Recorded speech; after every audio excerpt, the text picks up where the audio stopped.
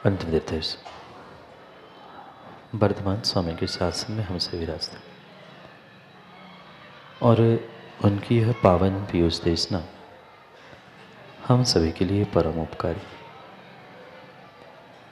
अनादिकाल से हमारी आत्मा जो जन्म जरा और मृत्यु रूपी रोग लगे उन रोगों का उपशमन करने वाली कोई परम औषधि है तो वह है एकमात्र यह जिनवाणी।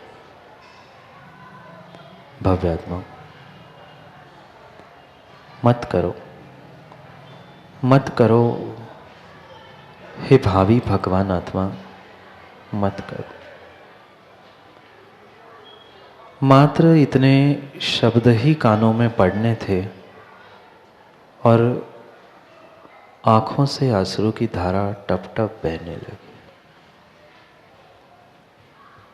जीव सोचने लगा मैं एक तिर्यंच और मैं भावी भगवान, मैं कैसे भगवान आत्मा हो सकता हूं। पुनः पुनः इधर उधर झांकते हुए देखने लगा कि कहां से आवाज आ रही है, कौन कह रहा।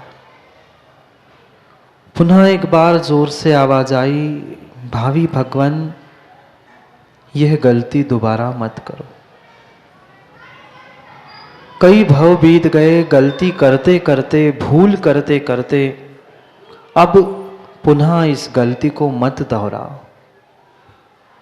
पुनः जैसी आवाज सुनी, जो पंजा उस हिरण पर मारने के लिए पहुंचा था वह पंजा भी वापस आ गया और उस मूंछ वाले की आंखों से पानी बहने लग गया।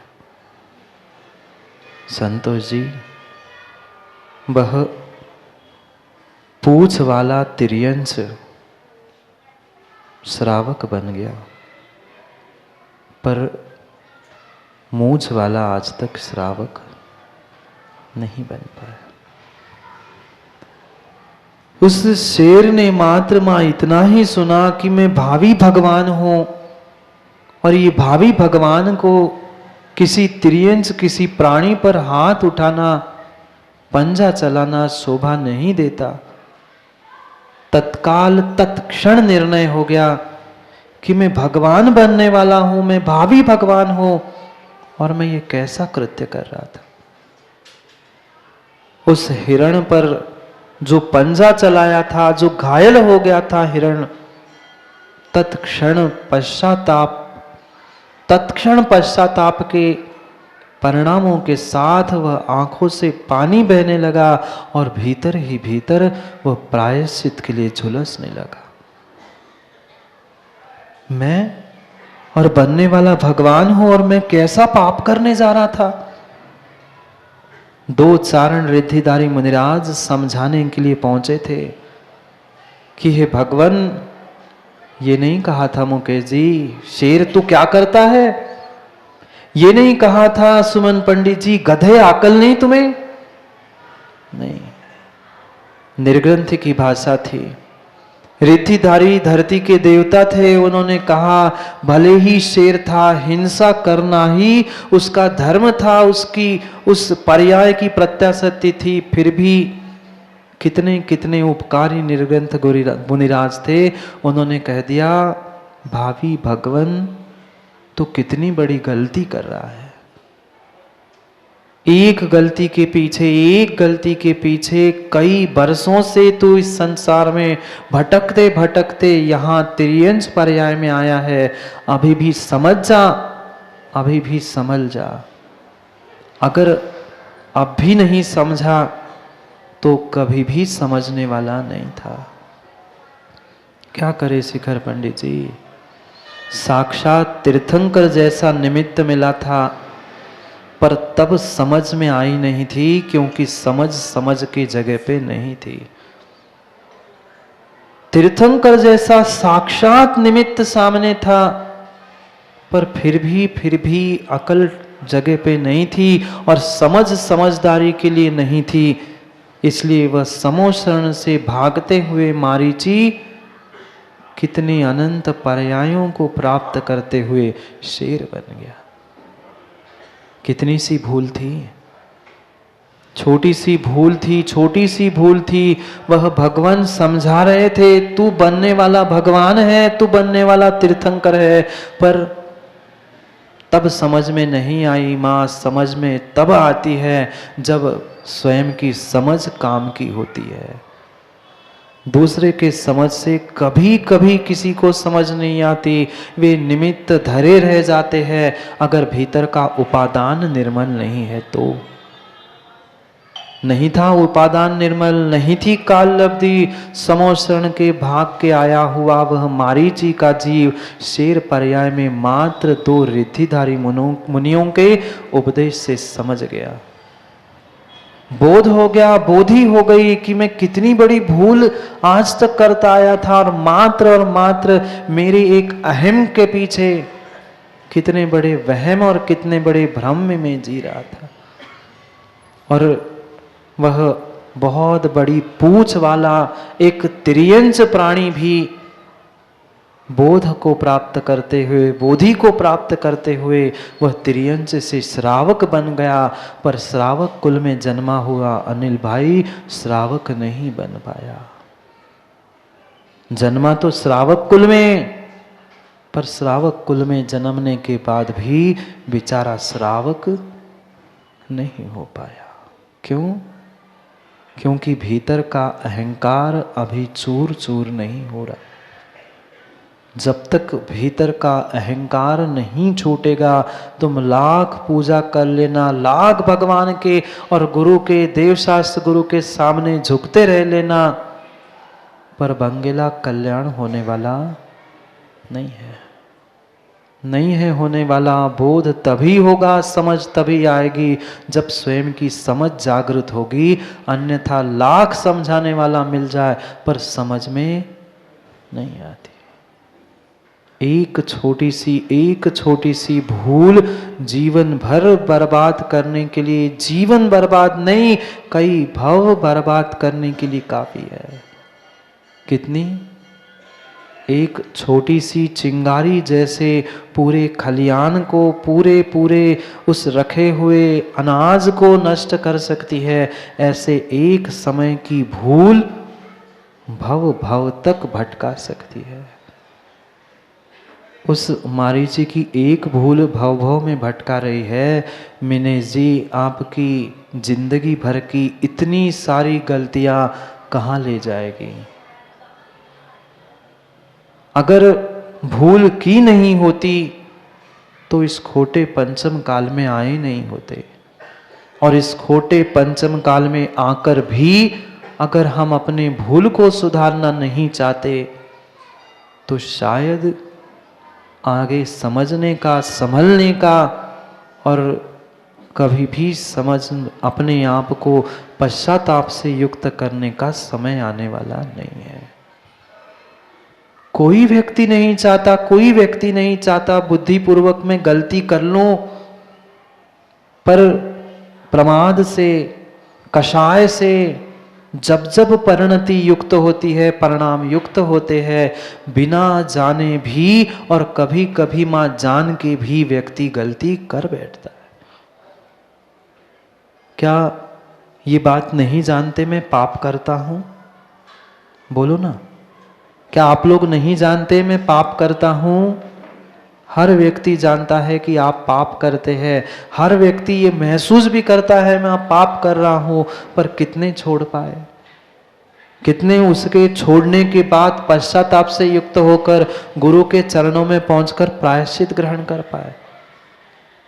अगर जीवन में की हुई गलतियों का हम अगर प्रायश्चित गुरु के चरणों में नहीं ले पाए तो विश्वास मानना कभी भी वो गलती में सुधार होने वाला नहीं है।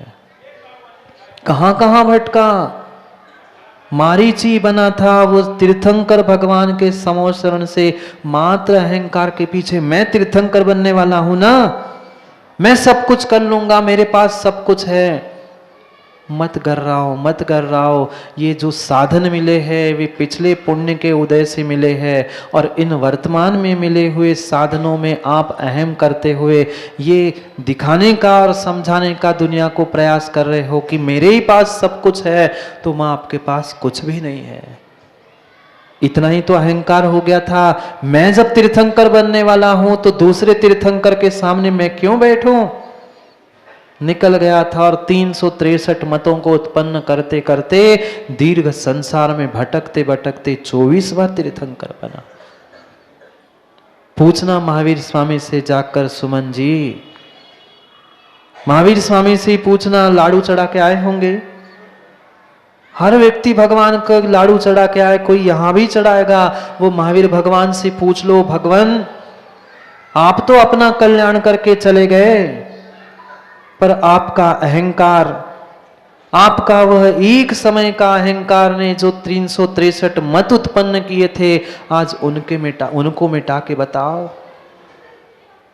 वो तो चले गए मां, वो अपना कल्याण करके आज के दिन निर्वाण को प्राप्त कर गए, पर जो 363 मत उत्पन्न किए थे उसमें से कौन से मत मिटा पाए? कुछ नहीं। मानने वाले को भी समझना होगा और कहने वालों को भी समझना होगा। बनने वाला वह भावी तीर्थंकर, वह मनुष्य पर्याय में बेचारा श्रावक नहीं बन पाया, पर तिर्यंच पर्याय में उसे समझ में आया मैं कितनी बड़ी भूल और कितनी बड़ी गलती कर रहा हूं। कोई विशेष निमित्त नहीं थे। एक सामान्य 2 चारण रिद्धिधारी मुनिराज पहुंचे थे और उन्होंने उस जीव की, शेर की भवितव्यता को देखकर इतना ही संबोधन किया था कि नहीं, तुम्हें ये भूल पुनः नहीं करनी। कोई बहुत बड़ी धर्म सभा मनोज शास्त्री नहीं थी। ये भूल मत करना कोई कहने आए कि महाराज भाई पंडित जी प्रवचन करो, ये मत कहना कि 2 लोगों को मैं नहीं सुनाता, हजारों हो तो मैं प्रवचन करने आऊंगा। ये तुम्हारा अहंकार बोल रहा है, धर्मोपदेश नहीं बोल रहा। 2 मुनिराज थे, 2 उपदेश देने वाले थे, और सुनने वाला कितना? एकमात्र सुनने वाला, और वो भी कोई इंसान नहीं था मां, तिर्यंच था। पर तिर्यंच के लिए भी वह 2 मुनिराजों ने उपदेश प्रदान किया था। जो सच्चे धरती के देवता होते हैं वे मुनि होते हैं, किसी के मुनीम नहीं होते। ये परम सत्य स्वीकारने की बात है। चाहे 2 आए, चाहे 2000 सामने आ जाए, वह हमें अपना कर्तव्य पूर्ण करना है। तुमने कहा कि भाई उपदेश दो, हमारा काम है, मुनि का काम है, विद्वान का काम है, वक्ता का काम है, तुम्हें उपदेश शिखर पंडित जी देना होगा। ये कभी बंधन नहीं है कि इतनी ही भीड़ होगी तो मैं उपदेश दूंगा, भीड़ के अभाव में उपदेश नहीं। ये कहीं कहीं आगम की व्याख्या है ही नहीं। पर क्या करे, ना वक्ता समझ पा रहा है, ना श्रोता समझ पा रहा है। समझ में तभी आएगा निखिल जब तुम्हारी समझ ठिकाने पे होगी और शुभ तुम्हारा पुण्य का तीव्र तीव्र उदय होगा।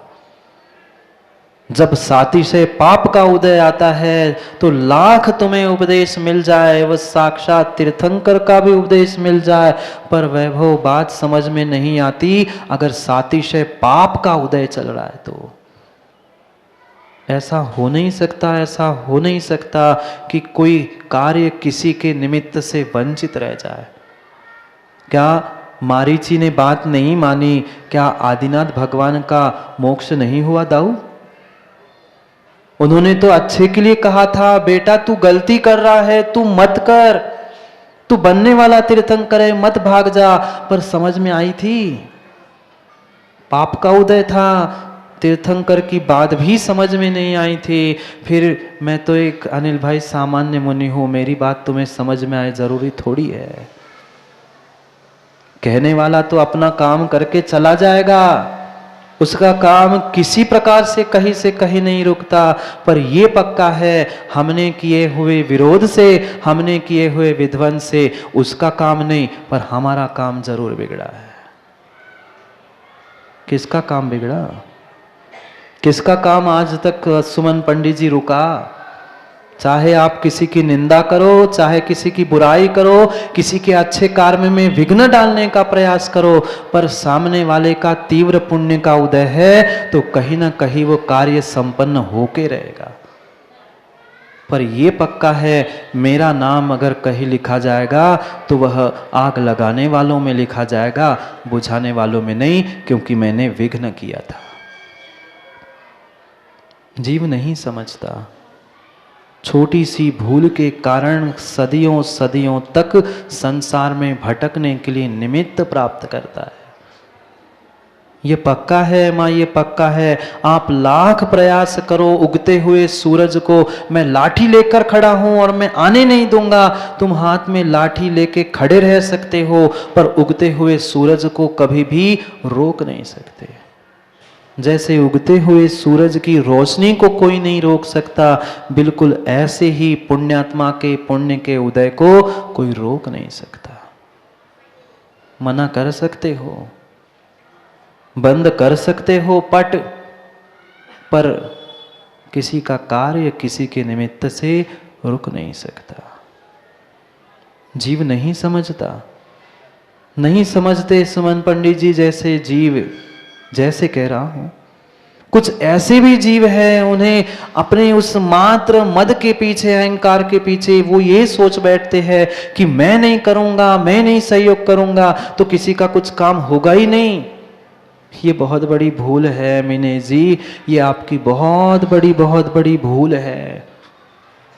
अगर यही सोच जो उस मारीची ने प्राप्त की थी, मैं तो तीर्थंकर बनने वाला हूं ना, मेरे पास तो सब साधन है, मेरे पास तो सब साधन है, जब मेरी में ही शक्ति है मैं दूसरे के सामने क्यों झुकूं? यह अहंकार ही कई कई कई हजारों वर्षों तक संसार में रुलाता रहा। कौन सी पर्याय प्राप्त की वह कक्का पता है? अकौआ के पेड़ में तक पहुंचे थे वे महावीर स्वामी, वैश्या की पर्याय तक को प्राप्त करना पड़ा। मात्र और मात्र सच्चे देव शास्त्र गुरु का विरोध करके विपरीत कार्य, विपरीत मत प्रस्थापित करने के पीछे। वे तो अपना कल्याण करके चले गए, पर जितने जितने महावीर स्वामी हे भगवान तुम्हारे निमित्त से भटके थे उनका क्या? उनको भी तो थोड़ा सा सम्यक मार्ग, सम्यक उपदेश देके जाते। महावीर स्वामी भी बोलते तो मनोज यही कहते, वह महाराज मैं किस किस को समझाऊं?